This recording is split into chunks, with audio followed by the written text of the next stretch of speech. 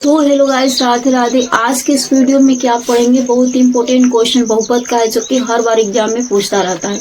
तो देखिए ये क्या है, आपके सामने एक क्या दिया हुआ है, एक द्विघात समीकरण दिया हुआ है और आपसे पूछ रहा है 1/अल्फा और 1/बीटा का मान निकालना है। तो डायरेक्टली ऐसे 1/अल्फा और 1/बीटा का फॉर्मूला नहीं होता है, लेकिन इसको निकालेंगे कैसे, इसको फार्मूले के फॉर्म में चेंज कर देंगे और उसके बाद हम फार्मूले का यूज करेंगे, उसके बाद निकल जाएगा। Alpha plus beta, alpha into beta का ही फॉर्मूला का यूज किया जाएगा। तो यहाँ पर सबसे पहले हम 1/अल्फा 1/बीटा का वैल्यू निकालना है। तो सबसे पहले अल्फा बीटा का मान में क्या आता है, ए बी सी आता है। तो हम द्विघात समीकरण से क्या निकाल लेंगे, सबसे पहले निकाल लेंगे ए बी सी का मान।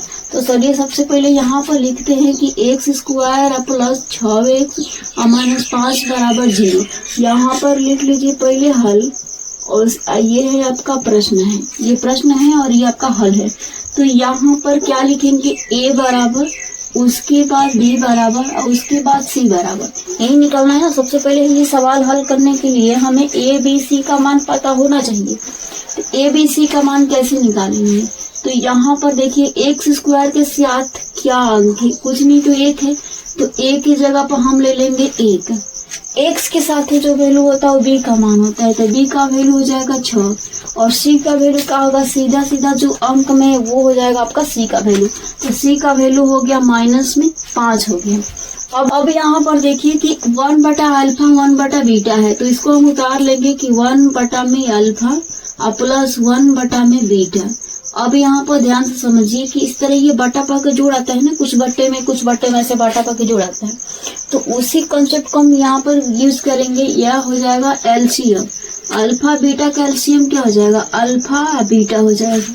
तो कि 7 और 6 का एलसीएम 42 होता है। ये 7 6 का एलसीएम जब आप निकालते हैं एलसीएम तो 42 गुणा हो जाता है, अलग अलग होता है। तो उसी तरह ये भी क्या है, ये अलग और ये अलग है, तो ये अल्फा बीटा हो जाएगा, गुणा हो जाएगा।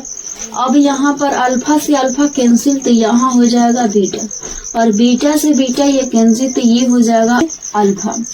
अब आपको ये पता है कि अल्फा प्लस बीटा बराबर फार्मूला होता है और अल्फा इंटू बीटा बराबर फार्मूला होता है। तो उसी फार्मूले का यूज करेंगे। अल्फा प्लस बीटा बराबर क्या फार्मूला होता है, अल्फा प्लस बीटा बराबर माइनस बी बटा में ए होता है, और अल्फा इंटू बीटा बराबर फार्मूला होता है सी बटा में ए होता है। अब ये डबल बाटा आ गया, इन दोनों बाटा को हम कैसे तोड़ेंगे, ऊपर भी एक बटा है और नीचे भी क्या है, एक बटा है, डबल बटा है। तो सिंपल सबसे पहले क्या करेंगे कि ऊपर वाले बटे को उतार लेंगे। तो ऊपर क्या है, माइनस बी बटा ए, तो इसको उतार लेते हैं माइनस बी और बटा में ए। अब ये वो नीचे वाला बाटा, तो यहाँ पर गुणा में बदल लेंगे, और ये भी नीचे वाला बाटा है, ये जाएगा ऊपर और ये आएगा नीचे। तो ए चला जाएगा ऊपर और ये सी है तो सी आ जाएगा नीचे।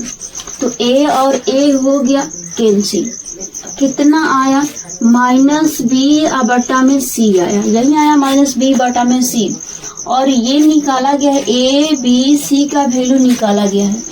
हम यहाँ पर बी के जगह पर बी का वैल्यू और सी के जगह पर सी का वैल्यू रख देंगे। तो ये हो जाएगा, बी का वैल्यू कितना है, 6 है, तो 6 रख लेंगे, और सी का वैल्यू -5 है तो रख लेंगे -5, और ये माइनस कैंसिल हो जाएगा कि 6/5 हो जाएगा।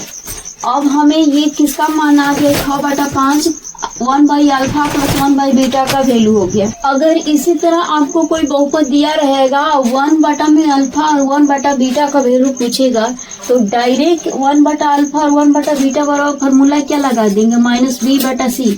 क्योंकि इतना इसका हल करने के बाद ही, सबका हल करने के बाद लास्ट में कंक्लूजन क्या निकलता है कि 1/अल्फा 1/बीटा का वैल्यू -b/c होता है।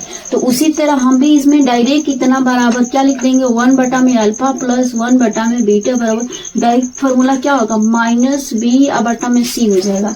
ये आप कंसेप्ट आपको पता है, तो इतना निकालने की जरूरत नहीं है, डायरेक्ट लिखेंगे कि 1/अल्फा 1/बीटा का वैल्यू होता है -b/c, और बी और सी का वैल्यू रख देंगे, आराम से निकल जाएगा और सवाल एकदम सही बिल्कुल आ जाएगा।